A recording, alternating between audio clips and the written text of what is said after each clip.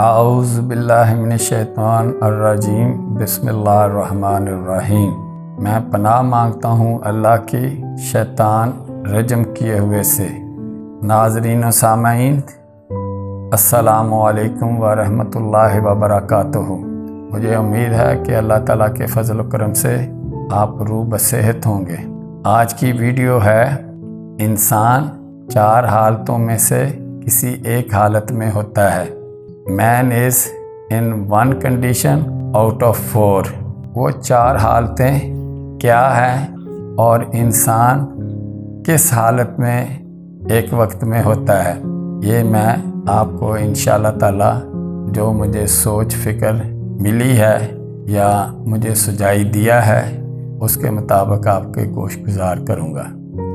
تو ان 4 حالتوں میں سے پہلی حالت جو ہے وہ ہے لالچ۔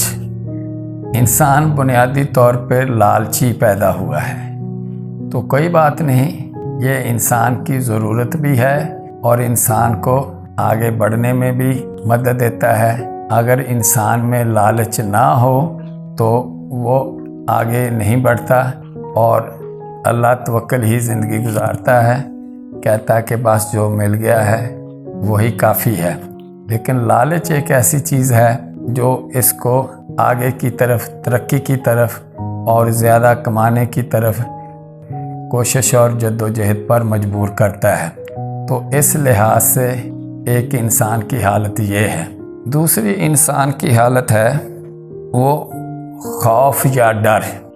انسان اگر کسی اور حالت میں نہیں ہے تو اس کو کسی بات کا، کسی چیز کا خوف ہوتا ہے، ڈر ہوتا ہے۔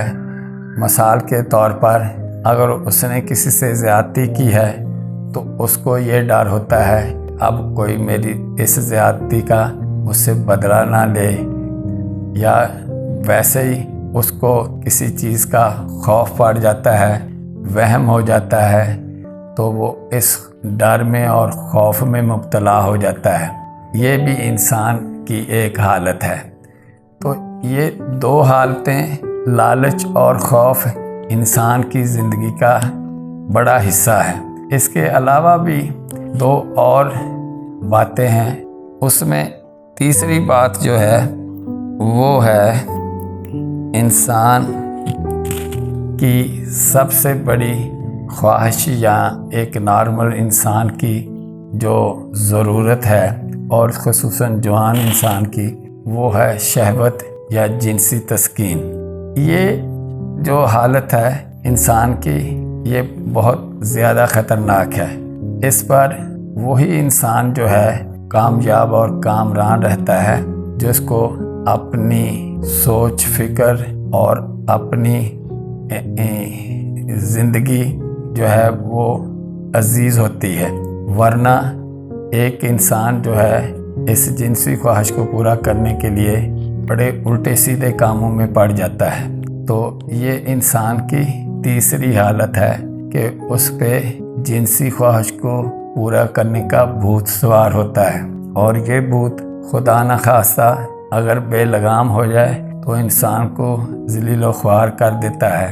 اس حالت سے انسان کو حد الوسع جو ہے وہ بچنا چاہیے اور اپنے اوپر جو ہے وہ قابو پانا چاہیے تاکہ معاشرے میں ایک عزت دار زندگی جو ہے وہ گزار سکے۔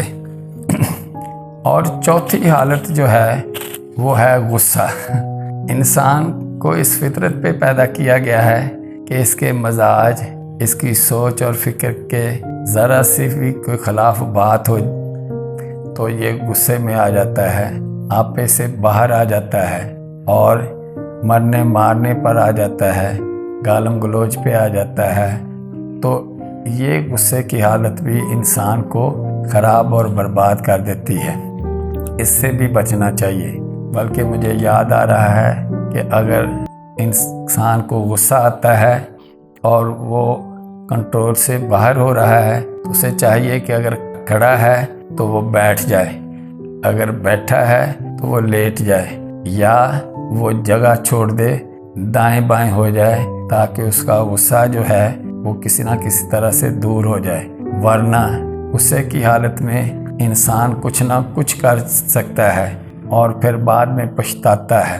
تو جس نے غصے پر قابو پا لیا اس نے ایک بڑا جہاد کیا۔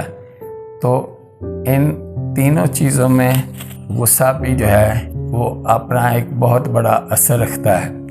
تو ہمیں چاہیے کہ ہم غصے کو قابو میں رکھیں اور اپنے آپ کو اس حالت میں نہ لے جائیں کہ ہمارے لیے ہمیشہ کے لیے ایک مسئلہ بن جائے۔ تو ہم غور کریں تو ہم دیکھیں گے کہ ان 4 حالتوں کے علاوہ کوئی اور حالت میری نظر میں تو نہیں ہے، شاید آپ کی نظر میں یا ہمارے کسی دوست کی نظر میں ہو تو وہ مجھے بھی بتائیں، لیکن میرے تجربے اور مشاہدے میں یہی 4 چیزیں ہیں۔